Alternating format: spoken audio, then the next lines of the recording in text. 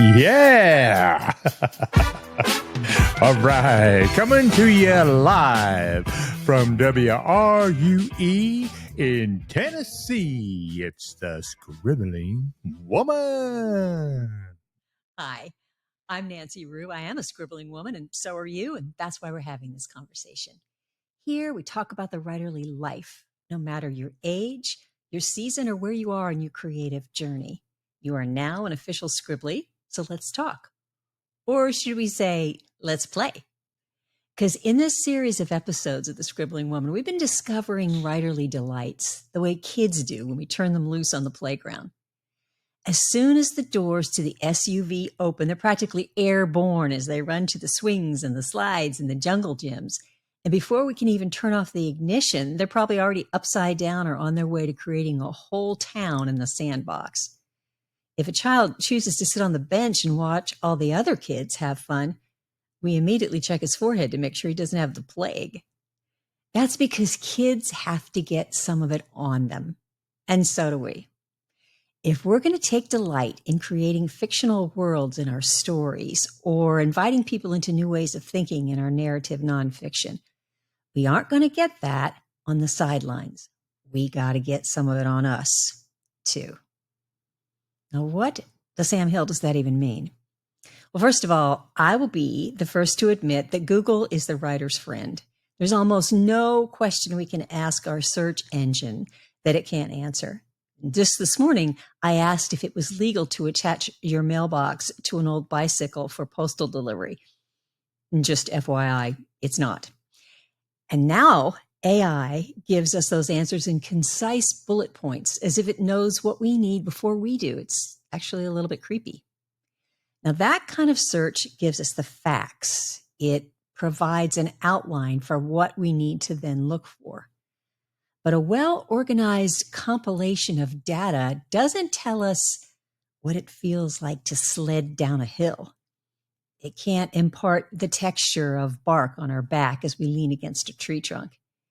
It can't fill our nostrils with the aroma of a field of lavender or the stench of an unmucked out horse stall. And as for the soul experience, we can watch all the YouTube videos we want about mud wrestling or sushi making, but until we've done it ourselves, we don't know what it's really like. Now, that's not to say that we can't write about something we haven't done. We don't have to knock off several people in order to write about a serial killer.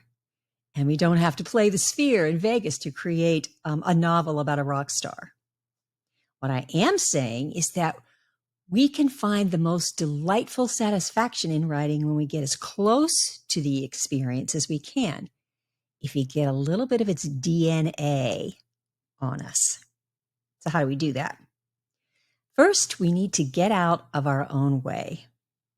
In episode 26, I talked about spending 5 days on a sheep ranch before I wrote The Merciful Scar, and taking a motorcycle lesson so I could create the Reluctant Prophet trilogy, playing soccer with 10-year-old triplet girls to give reality to the Lucy books. I wasn't good at any of those things. Matter of fact, I looked pretty ridiculous trying to get up on a surfboard, and even more so attempting to pitch hay. Sometimes I was so nervous I wanted to throw up. Putting on a full firefighter suit and going into a training tower for healing stones severely tested my claustrophobia. Pretending I was asking questions for my niece in an abortion clinic in downtown Baltimore for Tristan's Gap stretched my acting skills. Sitting in on a bail hearing for Healing Sands, I was sure I was going to be arrested for something myself just because I was there. I've never done anything dangerous or illegal, and I don't suggest that you do either. What I do recommend for ultimate delight is getting out of our comfort zone. Coming out from in front of the computer, off the couch with the iPad, and nudging ourselves just a little bit to have an adventure. Open up to a new experience, find out what the playground has to offer.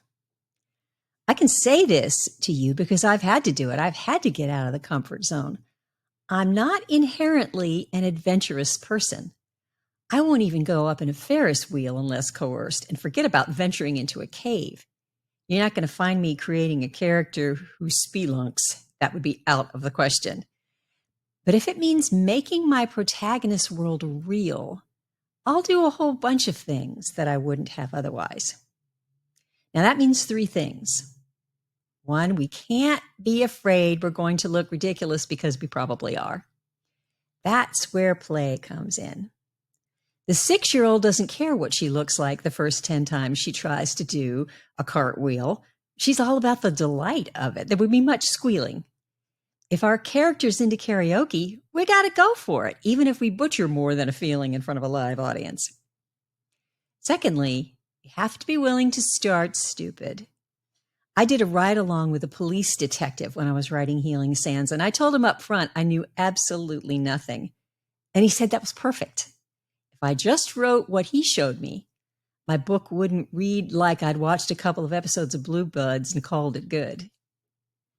And thirdly, we have to be creative. As much as we'd like to live in Paris while we're writing that French romance, or compete in the Iditarod to prep for that Alaskan adventure, that's not usually possible. That gets particularly tricky when we're writing historical fiction or fantasy.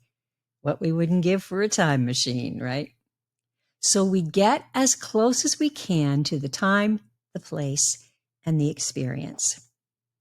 In the Christian Heritage series, these 6 Chicago years books were set in Chi-Town in the 1920s. We went to Chicago, did all the things, and we only ate in restaurants that were there in the 20s, even if it was just the same building. In one, we had dinner in a curtained booth where Al Capone himself may have eaten his manicotti. My fantasy friend writers don't create their realms completely out of their imaginations. Fellow scribblies like Pam Halter and Janai May are constantly exploring the woods, the glens, the meadows, and I think they actually see fairies dining under mushroom caps. I'm just saying. If we can't go there, we can go someplace similar. I have walked around Walden Pond several times in the writing of the Footnotes collection, but I can't go there every week. So I hang out on the lake near me in Tennessee to capture pondy details and remember what it's like to sit next to the water. Is there a town that doesn't have a Victorian mansion you can tour? Or a shop that might as well have been stocked by wizards? If you're writing about outer space, hie thee hence to the nearest planetarium. If you can't get to New York and pretend that you are walking on the catwalk, you can walk through Nordstrom's and act like you can afford to shop there. Then there's experience by osmosis. People who've had the kinds of experiences you want to write about are usually willing to share them. For Healing Sands, I spent an afternoon shadowing a photographer for the newspaper The Tennessean, even though my protagonist lived in New Mexico. I actually got to meet Darius Rucker of Hootie and the Blowfish that day. Just watching her, the way she stood, the things she chose to shoot, the way she talked to her subjects, that was more valuable than anything I could have Googled. I've never been in a physical altercation, thank goodness, but there are a lot of them in my work. So I always call on my husband, who knows about these things from a purely professional standpoint, to show me how someone might come at me and how I might get in a few licks of my own. It is absolutely delightful. We have to pretend.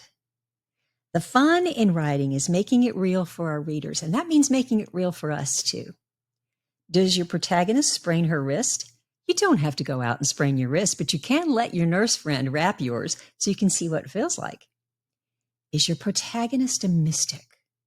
Get your priest friend to show you how to chant. Does your protagonist watch in fascination while someone prepares clay for throwing? Well, get your sister-in-law's cousin's husband, the potter, to demonstrate for you.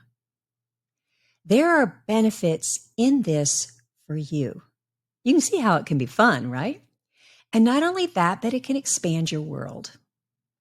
Would I ever have stood in the very room where Louisa May Alcott wrote Little Women if I didn't need to do that for my current novel?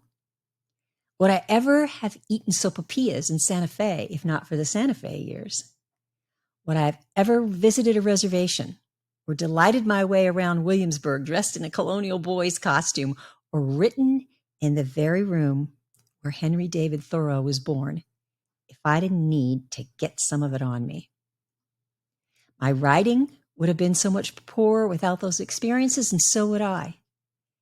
When we write from a larger, more informed worldview, we open up those worlds for our readers because we've opened them up for ourselves. Now, yeah, much of what happens in our stories takes place in the wonderful worlds of our imaginations. Those worlds need to be fed with real stuff if they're going to thrive. Even the most timid among us, those who wouldn't climb Mount Kilimanjaro or visit a prison or take a trapeze lesson, can do something to get some of it on us. I suggest starting by making a list of the things your protagonist does that you don't. Does she eat barbecue? Does she have her nails done? Does he play chess? Do they frequent the local Waffle House on the regular? Take one. Make it real. Go there, do it, get some of it on you. Whether it's attempting to make a black bean ragu or test driving a Corvette, it's going to make your writing better. It's going to make you better because delight does that. If you want to delve more into all of these kinds of things, all you have to do is go to www.nancyrue.com and you will find all the books that have been based on these experiences. You'll have a chance to find out what it takes to become a scribbling woman. And there will be all kinds of other links to other things that will help you to get some of it on you. We're going to talk more about delights in the weeks to come, but until next time, Scribblies, I want you to scribble on.